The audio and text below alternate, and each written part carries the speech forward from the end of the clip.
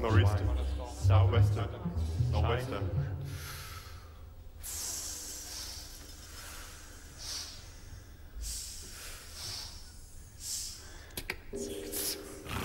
China, hurricane, thunderstorm.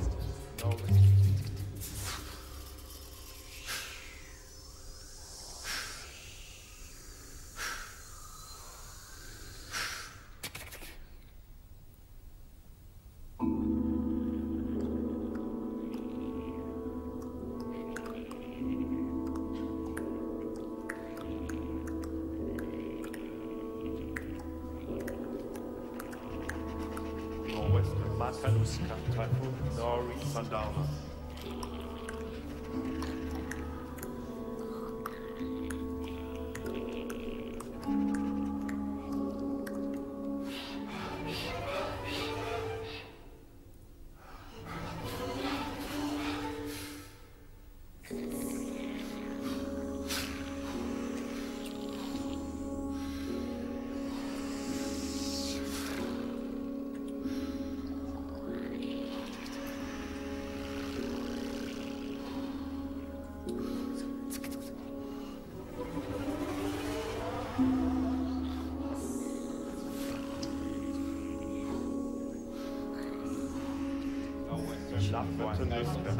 Northwest side.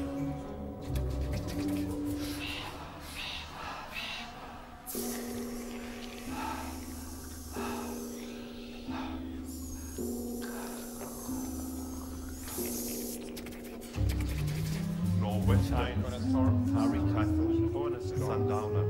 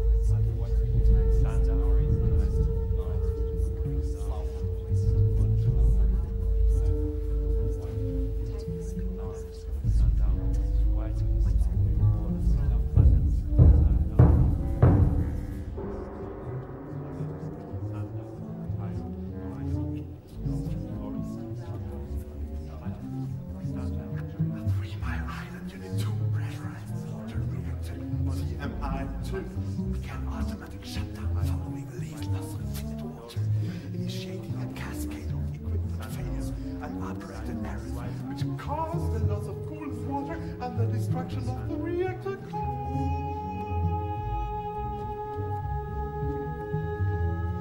roughly half of the reactor core melted and significant amount of fuel evaporized. This was the most severe accident. This was the most severe accident by far within the civilian nuclear industry after that time.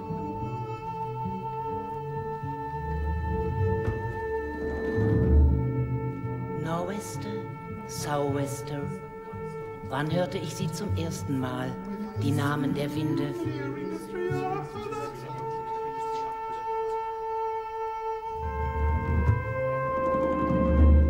Und wo war ich?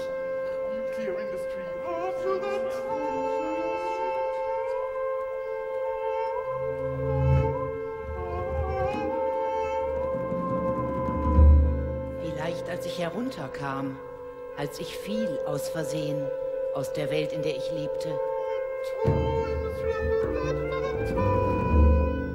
Vielleicht vernahm ich sie, während ich fiel, und sie haben mir selbst ins Ohr geflüstert, ihre Namen. Gewiss, vor dem Fall hätte ich ihnen bestimmt keine Namen geben können, den Winden. Nicht denen aus Westen, noch jenen aus Osten.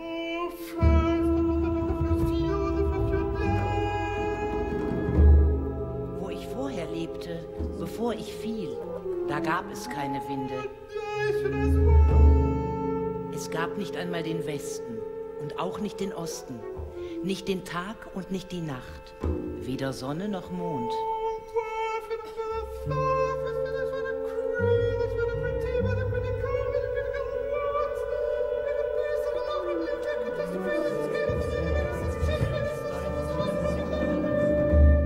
Wo ich vorher lebte, gab es nur eine große Wüste, weiß, und niemand wusste, wo sie endete und ob sie endete. Und in ihrer Mitte stand eine Eiche, so groß, mächtig, dass niemand je ihre Spitze gesehen hat. Die Eiche stand in einer Art weißem Sand, locker und weich. Niemand konnte sich ihren Wurzeln nähern. Das war gefährlich. Das Gefährlichste überhaupt, was man in der oberen Welt tun konnte.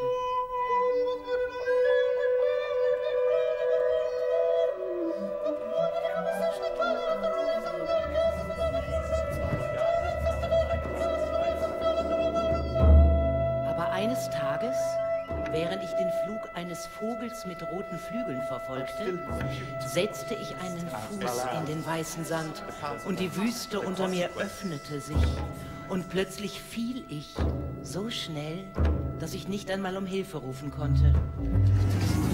Während ich fiel, blickte ich nach oben, zum letzten Mal. Und endlich verstand ich, was dieser weiße Sand wirklich war. Es war eine Wolke, eine gewaltige Wolke, die von einem Ende des Himmels zum anderen reichte.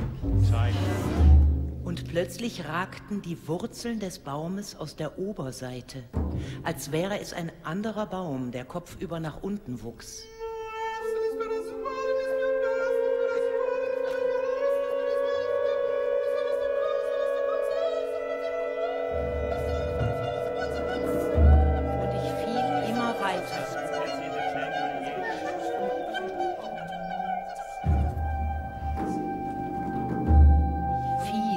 Sah unter mir etwas Dunkles, etwas Hartes, das immer schneller näher kam. Ich war schon kurz davor, stürzte auf diese befremdliche grün-braune Kruste zu, die von 1000 blauen Rillen durchzogen war. Plötzlich sah ich unter mir einen grauen, gebogenen Panzer, grau, aus dem ein Kopf, ein Schwanz und 4 schrumpelige Beine ragten. Ich setzte mich behutsam auf dieses freundliche Tier, dessen Namen ich noch nicht kannte. Kaum spürte es mein Gewicht auf seinem Rücken, da wuchs es in die Breite und in die Länge, so lange, bis es an den Horizont reichte.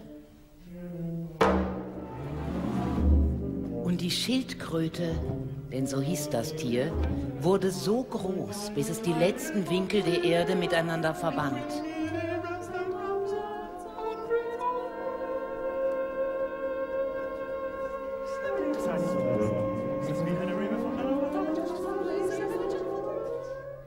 Und in genau diesem Augenblick entstand das Land des Volkes der Irokesen, das Land Pennsylvania. Und ich, die Frau des Himmels, war dazu bestimmt, seine Urmutter zu werden.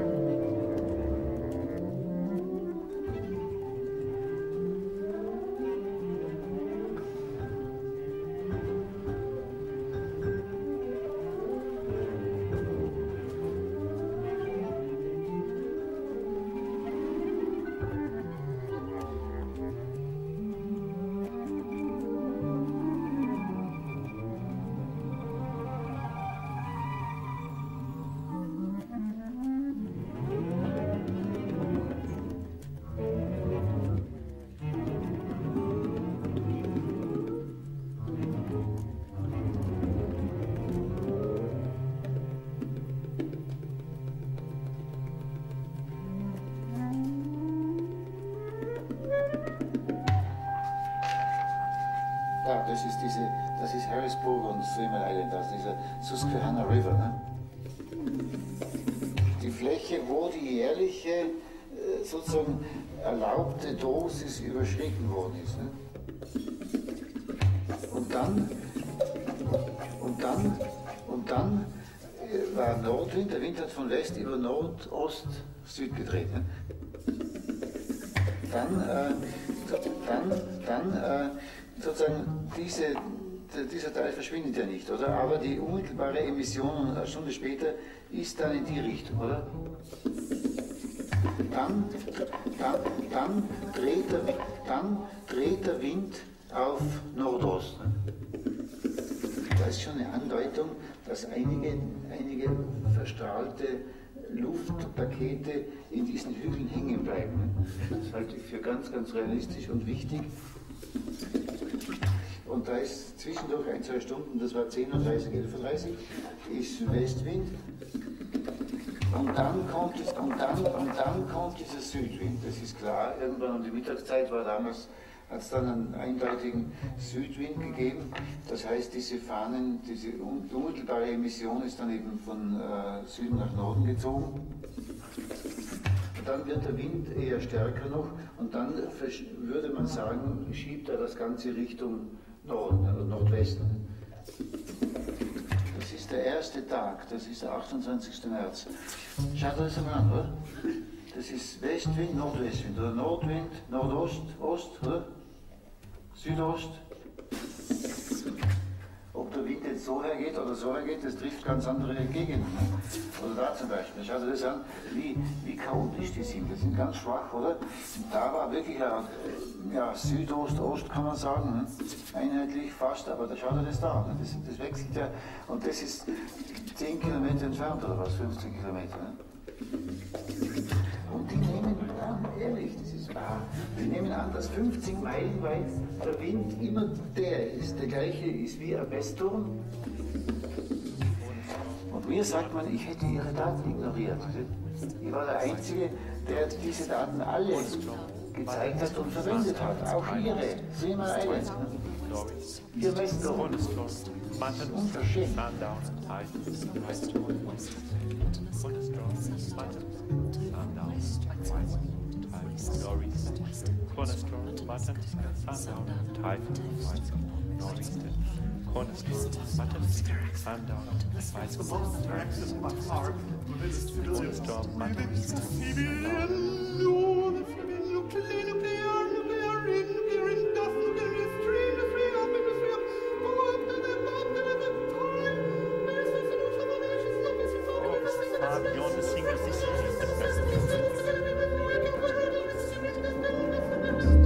Ich breitete die Arme aus, bis ich mit der Spitze meiner linken Hand den Norden und mit der Spitze meiner rechten Hand den Osten berührte.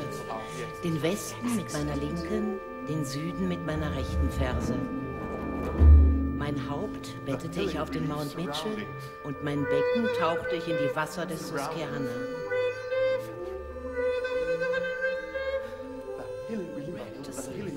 Reactor site.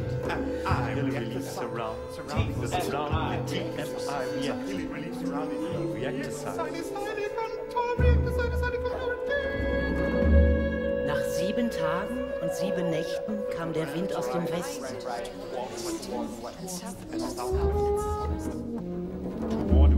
Er verlor seine Kraft und legte sich zu Füßen der Blue Ridge-Hügel, wo er mir Zwillinge zum Geschenk machte. Der eine hatte helle Augen und war immer fröhlich.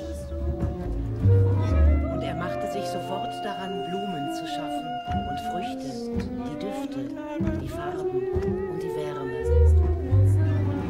Der andere war dagegen schwermütig, schweigsam. Und ihm war es bestimmt, die Stürme, den Frost, den Regen, wilde Tiere, Gift und Krankheiten zu erschaffen. Noch hatten die Zwillinge kein Haus, in dem sie wohnen konnten, keinen sicheren Ort, an dem sie aufwachsen konnten. Und deshalb schleuderte ich sie in den Himmel, auf dass sie zu Tag und Nacht wurden, zu Sonne und Mond.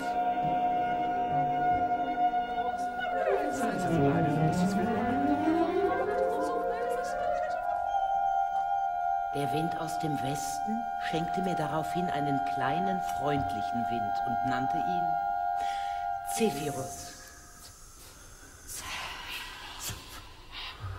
Ihm vertraute ich meine Worte an.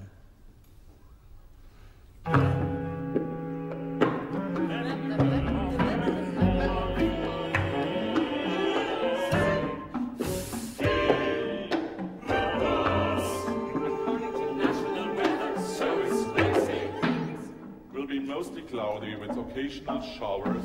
Winds at 8 a.m. will be south to southwest at 7 to 15 miles per hour. High temperature. 78 degrees Fahrenheit. Low temperature. 49 degrees Fahrenheit. Quality index. Moderate. Wunderschöne Wetterkarte. Das war die offizielle des amerikanischen Wetterdienstes. Und das ist die vom Kollegen Steinecker neu gezeichnete, wo er zeigt, wie eben diese warme Luft von Südwesten her, das ist da Chicago, das ist New York, wie die sich da vorkämpft gegen die kühlere Luft, die unten liegt, ein Stück weiter unten. Und das sind die Appalachen. Wunderschöne Analyse. The air quality index is calculated daily in Karlsruhe by the state. Warmfront heißt, es wird nach oben hin wärmer, ja, und dazwischen sind die sogenannten Fronten, das heißt diese Gegenden, wo die Unterschiede sich ein bisschen konzentrieren, die Temperaturunterschiede. Und aus denen kann man sehr schön ableiten, dass eben die Atmosphäre extrem stabil war. Is calculated by the Department of Environmental Resources Bureau.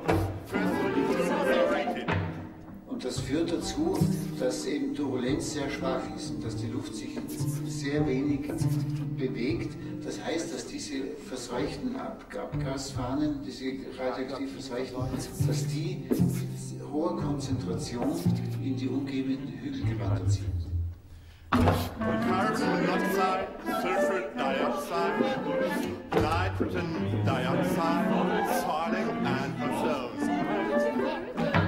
Sie behaupten einfach, die Diffusion wird stärker. Das ist aber nicht automatisch der Fall. Wenn ich so stabile Verhältnisse habe wie damals, also was oben warm und unten kalt ist, nicht? Dann heißt es, dass die Luftschichten sich wenig, dass da kaum Turbulenz ist, oder? Und dass diese Fahnen unter Umständen eben sehr konzentriert in die Nähe der Hügel kommen und dort, wenn der Wind sich ein bisschen dreht, dann bleiben es dann hängen, oder? Das kann passieren, ja? Und das ist hier ausgeschlossen. Das ist von vornherein ausgeschlossen gegen alle Meteorologie. Das kann nicht sein.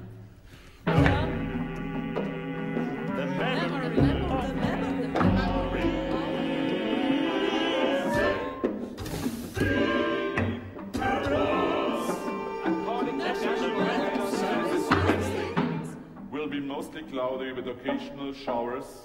Winds at 4 p.m. will be north to northwest at 9 to 17 miles per hour.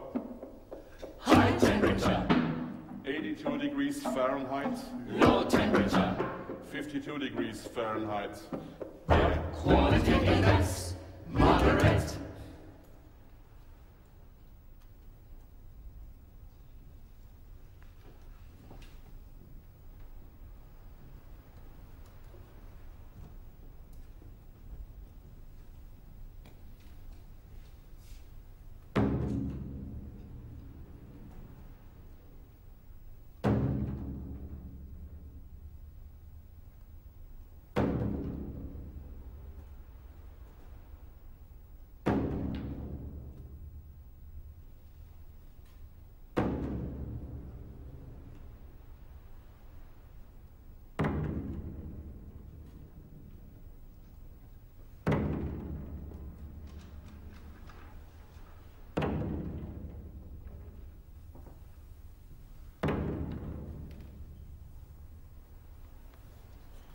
At 4 o'clock in the morning, the power plant was running absolutely normally when a minor problem in the non-radioactive part of the plant caused the plant to shut down.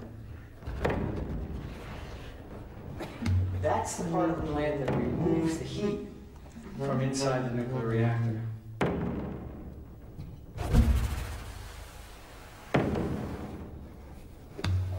another system was supposed to turn on, called the auxiliary feed order system, but someone had closed the valves in that system weeks before, and when the operators pushed the button to turn that system on, it didn't work.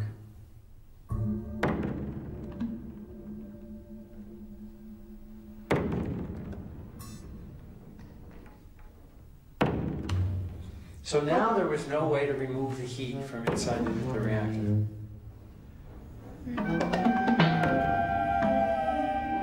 Ich spürte, während ich fiel, dass der Wind mich forttrug, dass mich stürzen ließ.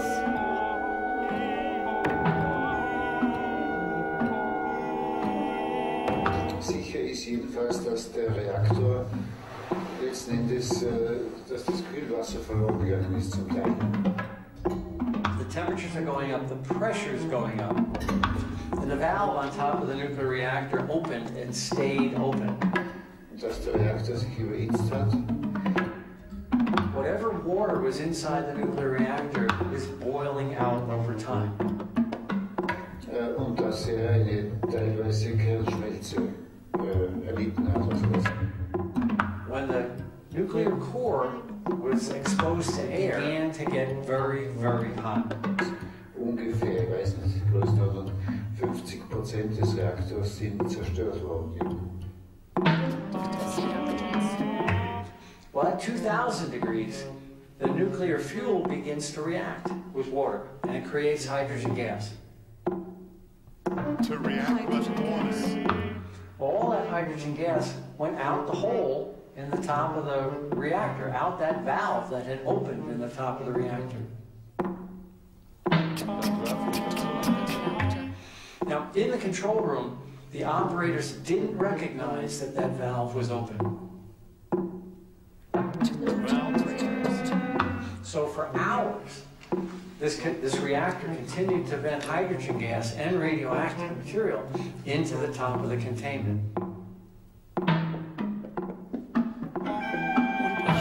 Dass es ein heißer Wind war.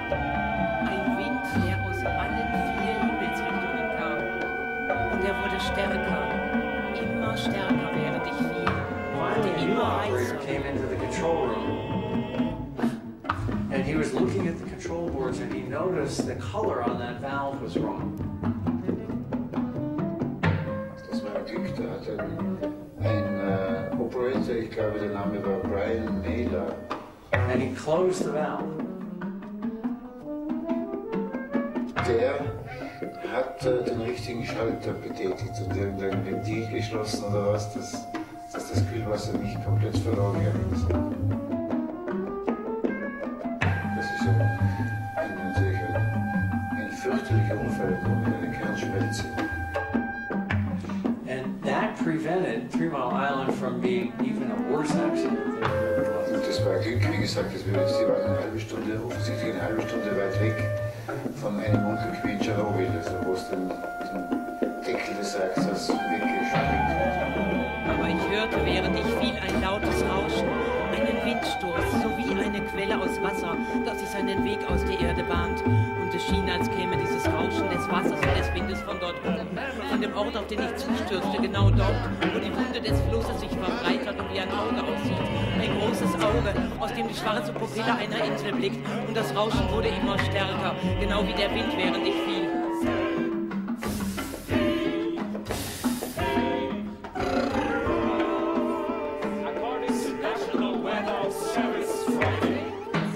Will be sunny and warm. Winds. At 8 a.m. will be southwest to southeast at 10 to 18 miles per hour. High temperature. 82 degrees Fahrenheit. Low temperature. 53 degrees Fahrenheit. Inside the nuclear containment at 3 Mile Island, hydrogen began building up. If all there was inside there was hydrogen, there would not have been an explosion. But inside the containment at 3 Mile Island was also oxygen.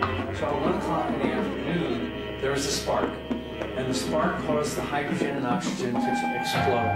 3 Meter über dem Boden, 2 Meter über dem Boden, 1 Meter über dem Boden, hörte ich den Wind und das Wasser unter mir brüllen. Und dann eine Wolke, eine riesige Wolke. groß wie eine And the Insel shockwave bedeckt. hit the wall of the containment, opened the containment, and then the containment closed, but the crack remained. And through that crack was released an enormous amount of radiation over many, many hours after. The shockwave traveled at the speed of sound. That's called a deflagration. If it traveled faster than the speed of sound, it would have been even worse and likely shattered. It's called a detonation. So if there's anything lucky about the 3 Mile Island accident, it's that there was a deflagration and not a detonation. Dann eine riesige Wolke, groß wie eine Insel, bedeckte den Fluss und begann sich unter mir auszubreiten und ich durchquerte sie und ein Geruch umhüllte mich, wie ich ihn droben in der oberen Welt nie wahrgenommen habe, ein Geruch von Schlamm. The explosion was so violent, the building shook, and the control building right next to the reactor building shook as well. Operators in the building noticed their gauges going crazy, and literally the floor shook as if there was an earthquake. They looked at the pressure gauge in the containment, and they realized there had been an explosion. The containment, it didn't break and shatter, but it developed a crack in it. And for hours, radioactive material pushed out that crack. So from about 1 o'clock in the afternoon until well into the night, millions and millions of curious and millions of sequences of radiation Durchquerte sie und ein Geruch umhüllte mich, wie ich ihn droben in der oberen Welt nie wahrgenommen habe. Ein Geruch von Schlamm und Salzwasser, bitteren Wurzeln und Rauch. Der Geruch von Gift. Der Geruch von Gift. Der Geruch von Gift. Der Geruch von Gift.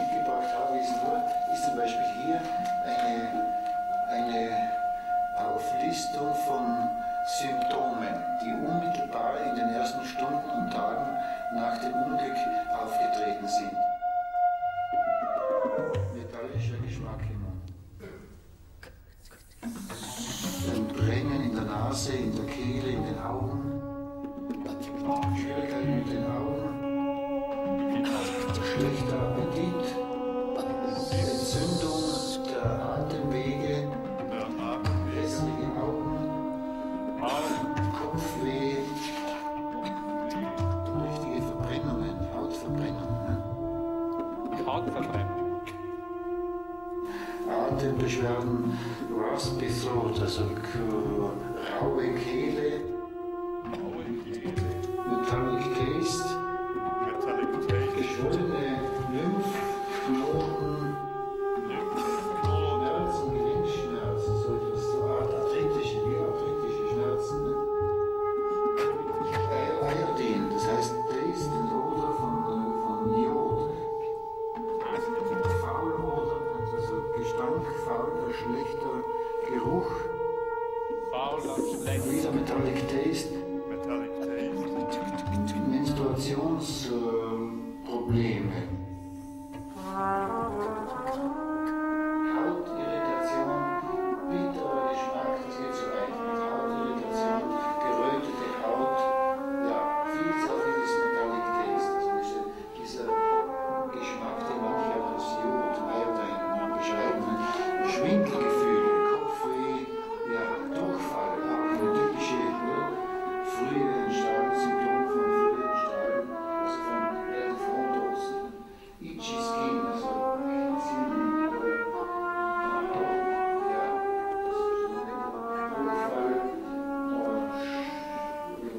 Thyroid, also Schilddrüsenprobleme, Metallic Taste, ein Brennen im Gesicht, ja.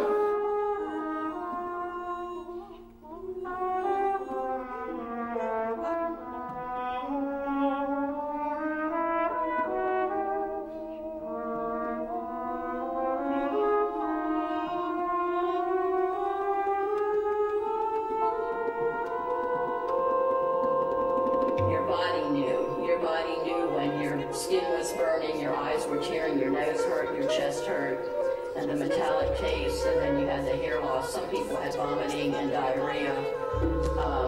We had all of that stuff, and it took a little bit of time to understand it and put it to perspective that that's what was happening here.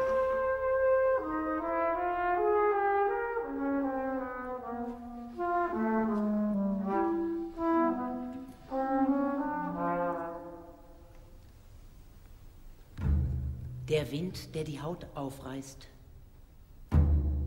Die Sonne, die das Gesicht verbrennt. Der bittere Geschmack des Regens. Augen, die viele kleine Wassertropfen vergießen. Haare, die brechen. Rostgeschmack unter der Zunge. Eine aufgerissene Verletzung. Zitternde Brust, der Kopf, der Kreise beschreibt in der Luft. Eine Flamme zwischen den Schenkeln. Blut, das nicht mehr flüssig wird. And this is a little peach, and it had little bumps on here, and it looked like wood, like it was going to have a twig. And I cut them. And this was from the market near me, farmer's market, and they were double.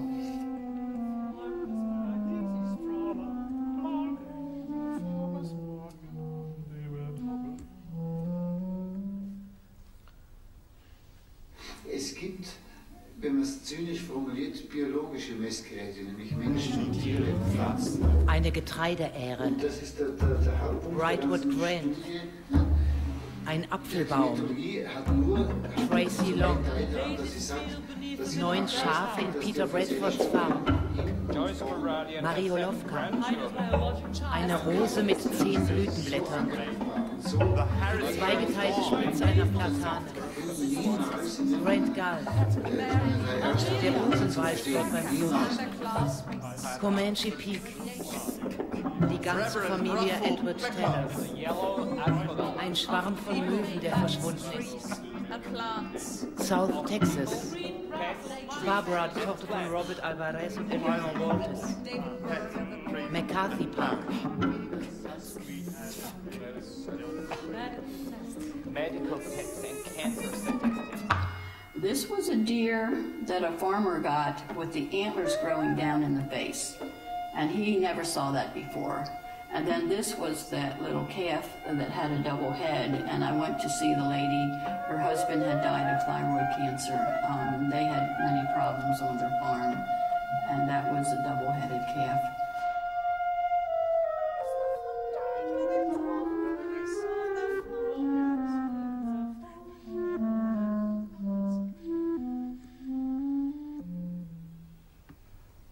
Es ist so lächerlich, ich meine, das ist wirklich, es ist so weit gekommen, die ganze Propaganda war so erfolgreich, dass Leute, die wirklich an fürchterlichen Krebsarten gelitten haben, ja, und zwar Clusters, also nicht nur wieder Einzelne, sondern ganze Familiensippschaften, alle haben Krebs entwickelt, ja. Eltern, Kinder. Norman Solomon. Das ist genau sozusagen Gail in der richtigen Zeit passiert, wo es zusammenpasst, oder? Robin Harmon. Am richtigen Ort, aber es Matt Herzgast. Seabrook. Harvey Wasserman. David Heathcliff. 9 Mile Point.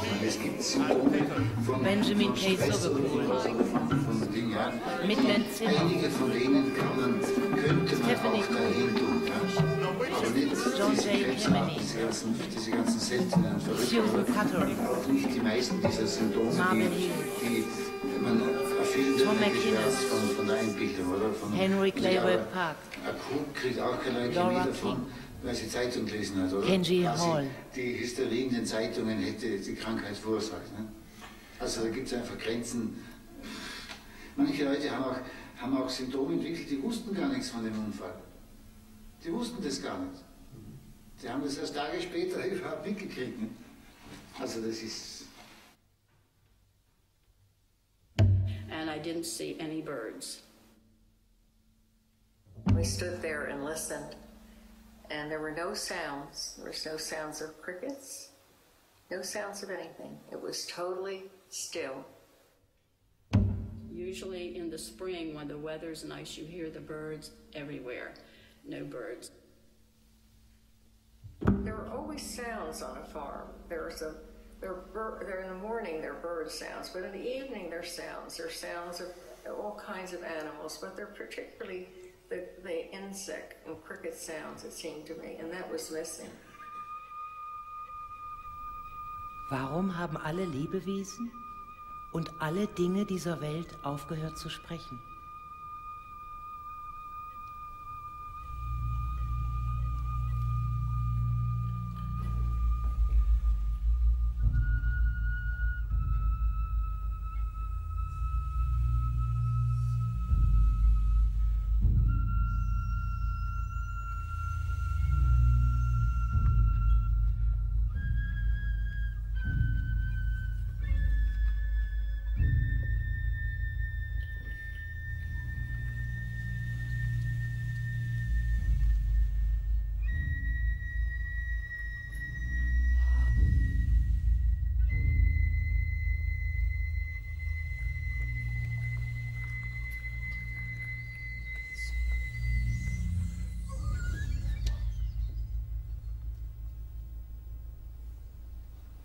So there was 6 times the number of cancer deaths in those 3 neighborhoods than were expected.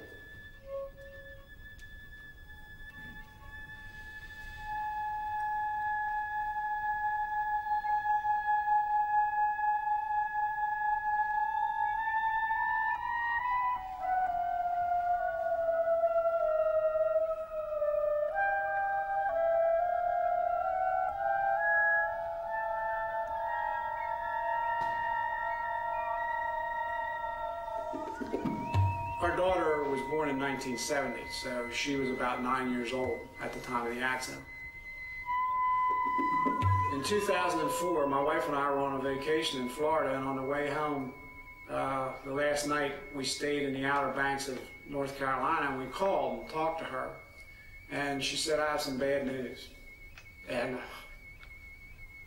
we said, "What is it?" She said, "I have breast cancer." And we couldn't imagine it. Our daughter is a breast cancer survivor of 41, and she was 9 during the accident. And now there are, I think, at least 6 girls in her class that have breast cancer without family involvement.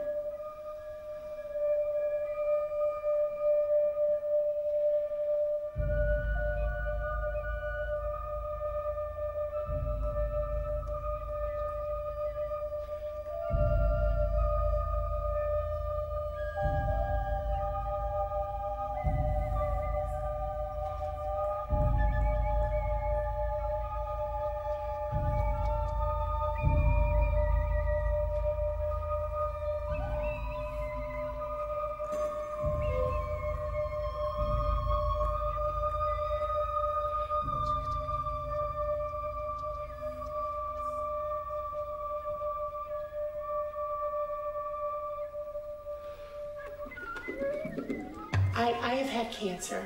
I've had cancer, and I've recovered the last 5 years, and I count my blessings. Now here's the saddest part of this. Did it have a connection to that? We don't know. My sister has cancer right now, pancreatic cancer, and was it caused by the island? Who knows? Would she have gotten cancer anyway? Who knows? But my parents lived a few miles away from me, and they both passed from cancer. Does it have anything to do with 3 Mile Island? We'll never know. We don't know that caused, we don't know if the accident's the cause.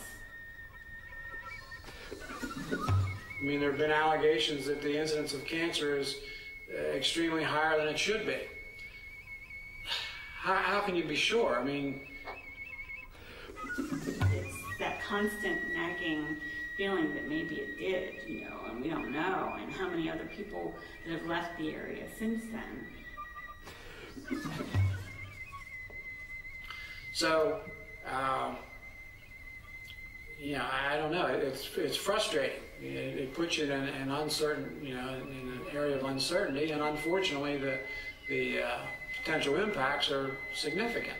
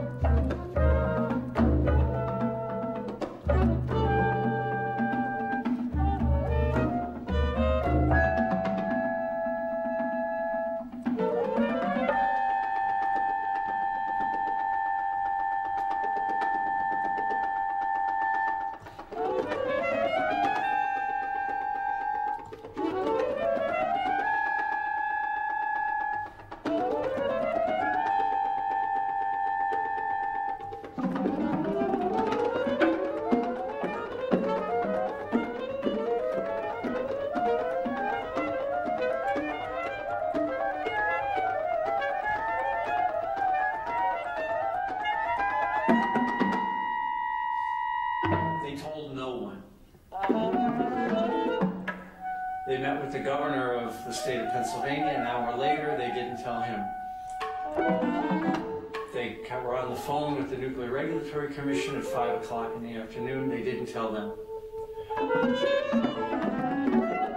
It was 3 days later when scientists began to discover that there had been an explosion inside the containment.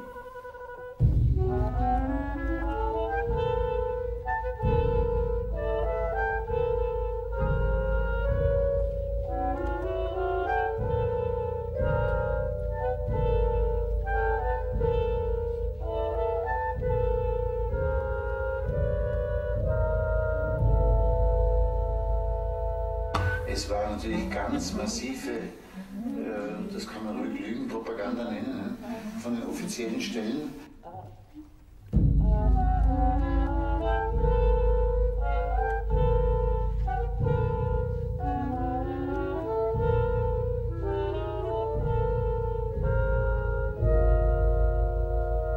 Dass zum Teil die gleichen Leute, die bei internen Besprechungen überlegt haben, ob man Katastrophenwarnung geben soll, denen das klar war, dass da was fürchterliches passiert ist, ne?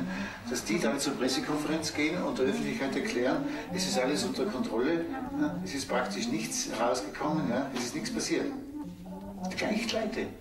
10:30 in the morning, I heard about it the first time, and I was very worried, and I didn't know, and I listened to the TV, and they were saying, okay, no problem, but the lieutenant governor from Pennsylvania goes on television, and he's doing a press conference, and he says, we were told everything is okay, they're going to restart, you know, in a couple of days.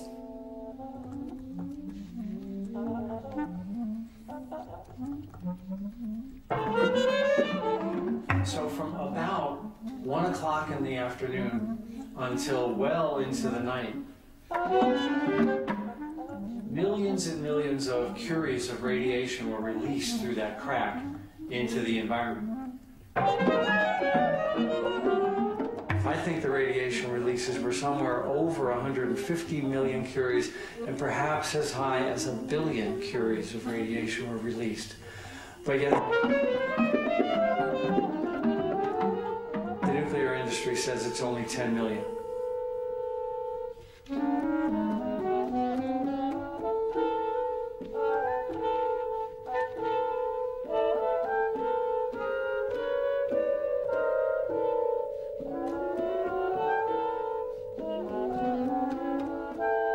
was this constant flow of information. First, there was a hydrogen bubble and there wasn't. And they were concerned about things could melt down and then they wouldn't. And the company persistently said there was no real problem, there was no real problem. They lied. And I believe they lied. I don't want to believe it because if you look at the alternative, it's not comforting. Please, please, we are not stupid. We're no longer the same naive cookie-baking mom that I was.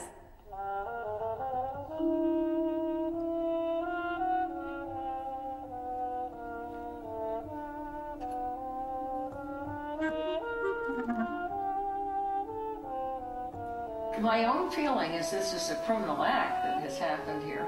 Das war ein Because people Verbrechen. have essentially been murdered. Menschen sind ermordet worden. Ermordet And that worden. Das war ein they Verbrechen. were exposed to radiation that could have been prevented because the government knew there was a meltdown. They knew there was an explosion. The utility knew there was a corrosion. The government knew there was an explosion. On the first hour of the accident, indicated that hydrogen was released from the core. That meant that the zirconium had melted and that the core of the reactor was melting. So that everyone knew that was in charge, and people should have been told to shelter themselves. They're required by law. It's our law in this country. Das ist das Gesetz des Landes. Das Gesetz unseres Landes.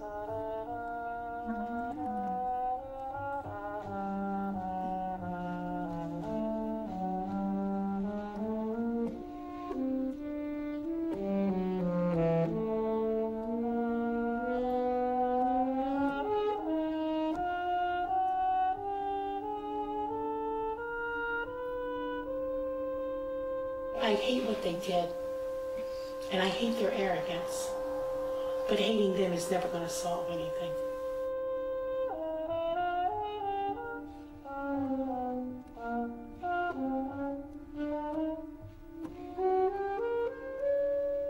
You can't make money on the back of people and risking their safety.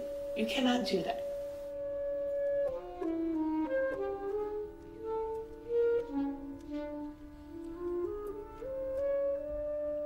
Over the years, the more I learned and the more I heard, the less I trusted both people in authority with our government and also the people who ran the plant.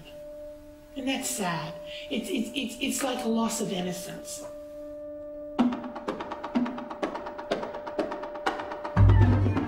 That's really the discomforting thing about this whole Deprimierend an dieser ganzen Geschichte. There's no definite answers. It's a gray issue. It's not black and white. It's a gray issue. It's a gray issue. It's not black and white. Es gibt kein klares Schwarz. Some saying there is no such thing as a safe dose of radiation. Every dose is an overdose. And there's other people saying the threshold is so many milligrams per hour. You know. So what is the truth? Was also ist die Wahrheit? I don't know. And like I said, that's the saddest thing. Und das ist am allertraurigsten. And how can you put your finger on one thing? And at the very least, every bit of radiation that I got from that accident has not left my body. So spewing it throughout the country in small doses on everybody is acceptable. I can't understand that. Das ist etwas, was ich nicht verstehe. They're either lying to us, or they don't know what they don't know. They don't know. They don't know, and they're just, kind of struggling along. And neither one was Keine der beiden Möglichkeiten war tröstlich. to me. We are human, and humans make mistakes. We all make mistakes. Wir sind Menschen und Menschen machen Fehler. But unfortunately, when you make a mistake in a nuclear power plant, you may involve hundreds of thousands of people. In my heart, I know we as a society willing to take honest that risk? mistake, an honest mistake. But every little thing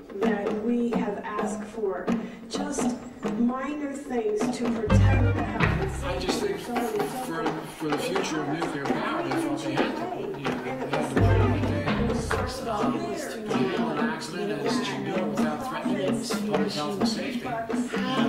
If true information would have come out, I would agree that that's not true. That we don't know enough that we don't know enough how to run them safely and not put the stress on the populations. Be honest. Be honest about what happened. There's nothing we can do. It happened. Es gibt nichts, was wir machen können. Es ist geschehen. We can't do anything about the past, but we can do so much about the future. Marjorie, viele Jahre sind vergangen. Ignaz ist tot, dein Prozess ist verloren. Was machst du jetzt? But I felt that was the issue. I have never been able to walk away from that an accident this terrible can happen, and thousands of people can die, get injured and die, and exposed to radiation. The effects, play out over their entire lifetimes. They can over 40, 50 or more years. And so I never could walk away from that people were injured. Their life is so precious, and have their lives altered in that physical way. And there's an emotional component as well. I never could walk away from that, and I still can't to this day. I'm still fighting. Wherever I know it can have an effect, which can save the nuclear energy industry. There are people around that are going to fight you to the end. They're not going to give up. So be sure somebody's watching you that has the courage and strength and willpower that they're going to keep going. And that's why when my family says, "Mom, just give up and enjoy your life," I say, but it's not enjoyable until I felt I can do as much as I can on this. Und ich habe herausgefunden, dass die Beweisführung der Betreiberseite unglaublich schwach war, unglaublich windig, mangelhaft. Ja? Total, es war praktisch überhaupt keine Meteorologie da, das muss man sich vorstellen. Ne? Die haben ihren Wind am Reaktorturm, Messturm in der Nähe des Reaktors, ja? Und das ist das Einzige, was sie sich angeschaut haben. Und die haben am Reaktorturm 2 Temperaturmessgeräte und daraus bestimmen sie die sogenannte Stabilität, das heißt, ob die Atmosphäre stabil oder labil ist. Aber die Vorstellung, dass 50 Meilen weit überall der gleiche Wind sein soll, der sich im Takt immer gleich ändert, das ist absolute Narretei. Das ist so weit weg von jeder Realität. Ja.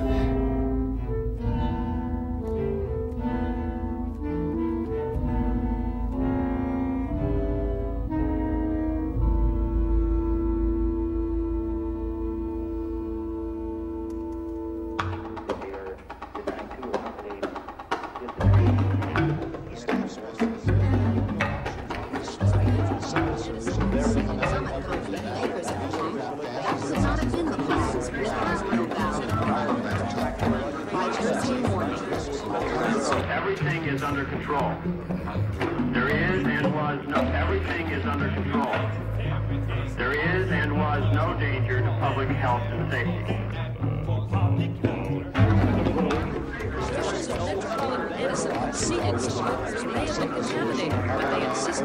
Es wurde einfach erfolgreich unter den Tisch gekehrt. Und das war sehr wichtig, denn das war wie gesagt, das erste solche Unglück, ich meine, außerhalb der militärischen Atomindustrie, muss man wahrscheinlich sagen. Ne? Und es ging um die Atomindustrie einfach um ihr Renommee. Ja? Es ging um sehr viel Geld, um das Geschäft, um das weltweite Geschäft. Und da wurde alles unternommen, um das totzuschweigen und die wirklichen Beweismittel nicht an die Oberfläche kommen zu lassen.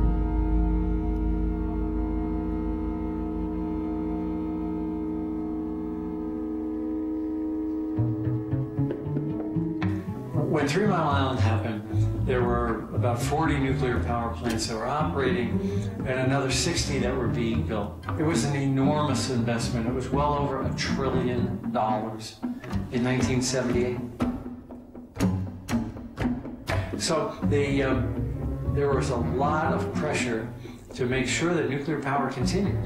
At the time, there was an oil shortage, so there were some political reasons to want to build more nuclear power plants. And at the same time, there was a huge investment, financial investment from Wall Street, trillions of dollars.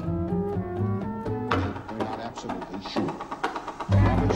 Yes, I am, but I wouldn't want to minimize our concern for the general health and safety of the public. There was a small release of radiation to the environment.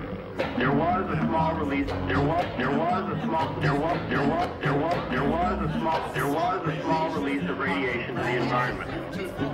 All safety equipment functioned properly. They weren't told of the accident earlier. If there is a situation where wie es möglich war, mitten in einem sogenannten zivilisierten Wandel Tausende von schwer Geschädigten, wie es möglich war, diese ganzen menschlichen Erfahrungen unter den Tisch zu kehren. Mit technischem Jargon, oder? Und mit Behauptungen, das ist alles eine Einbildung und Ding und so weiter. Das war möglich. Das ist ungeheuerlich, unglaublich. Nicht in Russland. Diktatur, totalitär. Pennsylvania.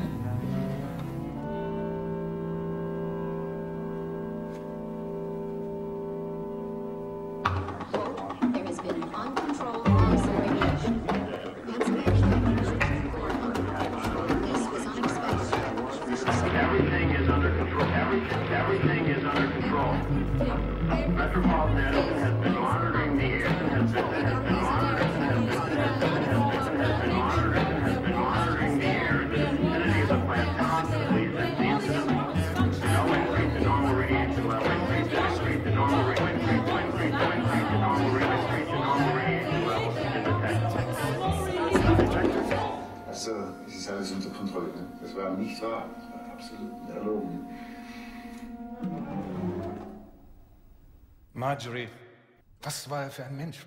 Was hat er für einen Charakter? Well, he was lots of fun. He was always ready to have a good time. He was very lively, had a very strong presence. We just had a very good time together. We had a lot of camaraderie. I think it was mostly focused, though, on our 3 Mile Island project. That sort of overwhelmed everything.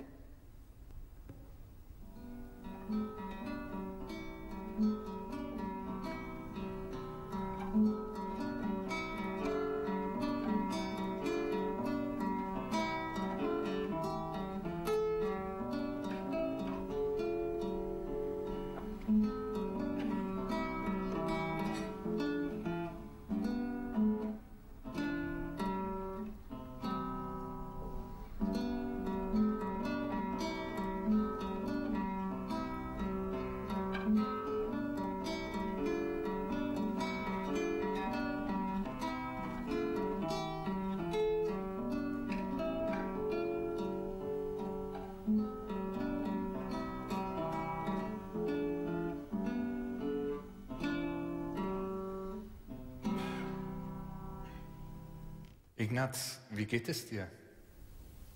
Gut, heute geht es mir selten gut. Ich fühle mich pudelwohl, keine Schmerzen, Appetit, beste Gesellschaft, also gut ist mir schon umgegangen. Was ist passiert, seit wir uns zum letzten Mal gesehen haben? Das war im November, gell? Ja, zwischendurch habe ich schon so meine Krisen gehabt, eben wieder dieses Kreuzweh und dann hat man mir in Wels bei einer Besprechung war die Idee da, dass eine Bestrahlung, eine gezielte Bestrahlung dieser Wirbelkörper da, nicht, von denen vermutlich doch die Schmerzen ausgehen, dass das eine gute Sache wäre, von der man sich einiges erwarten kann. Zum Beispiel eben die Linderung der Schmerzen, also keine Genesung, die gibt es ja nicht in dem Sinne, nicht, aber möglicherweise auch eine Verkleinerung dieser Gewächse da, oder dieser wie sagt man da, Absiedelungen, ne? Metastasen. Das klingt wie ein schlechter Witz. Ausgerechnet du, der du dich jahrelang um 3 Mile Island und die Menschen dort gekümmert hast, bestrahlt worden, jetzt wirst du bestrahlt? Wie nennt man das? Dialektik, ne? Ja, also die gleichen Strahlen, ja, wie heißt deine Broschüre? Strahlen für das Leben, ja?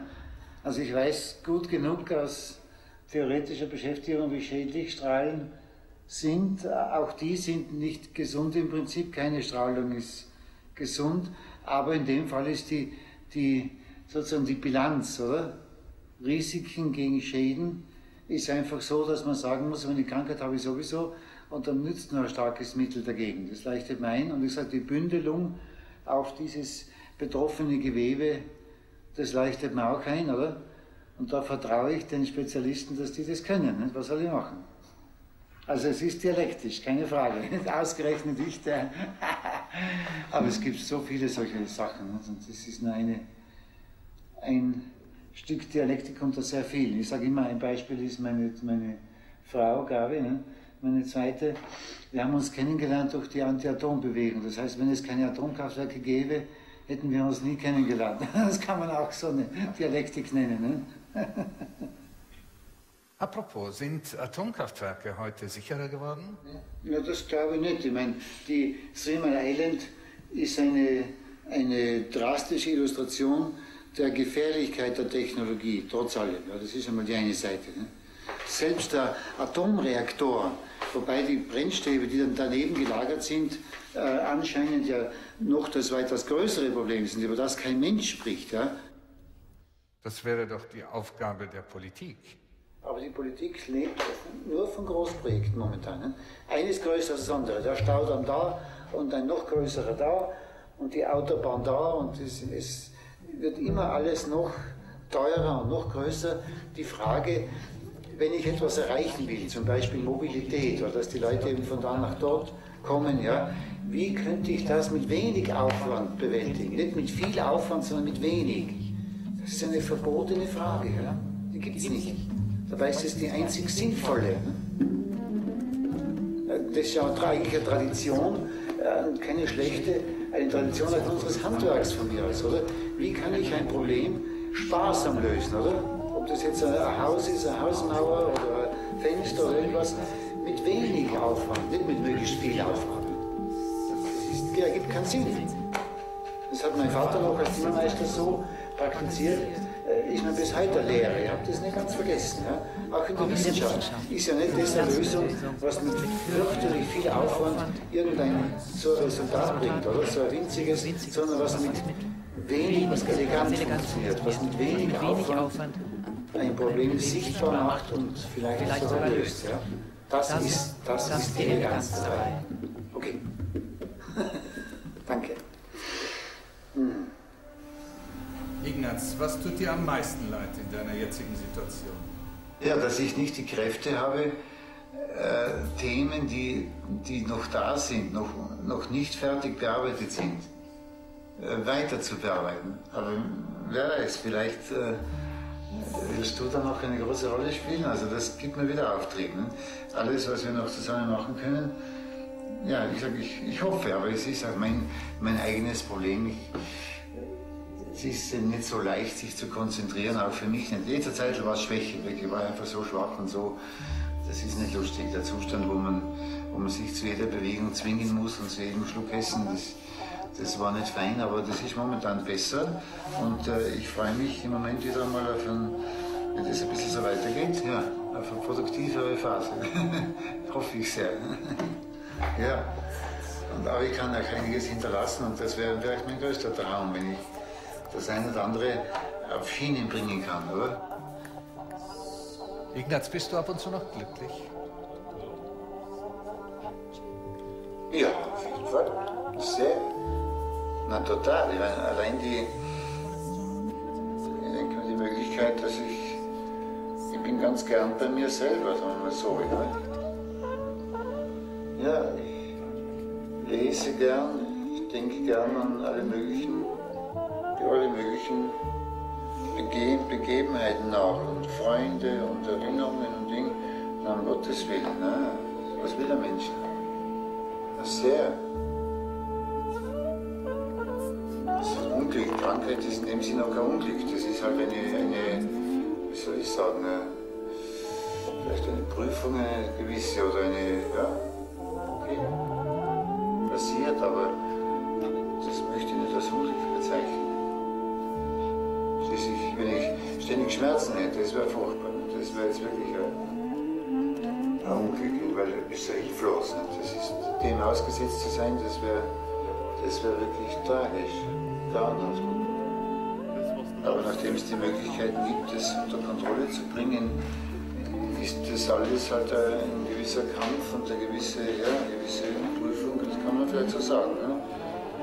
Aber es ist kein Unglück, denn woher nehme ich das Recht zu erwarten, dass ich 70 und 80 und 90 Jahre alt werde? Ja, es ist ein bisschen schade. Ich fühle mich ein bisschen, als ob ich meine Familie im Stich lasse, ein paar meiner ganz, ganz lieben Freunde. Das stimmt, ja. Aber schließlich kann ich nicht dafür.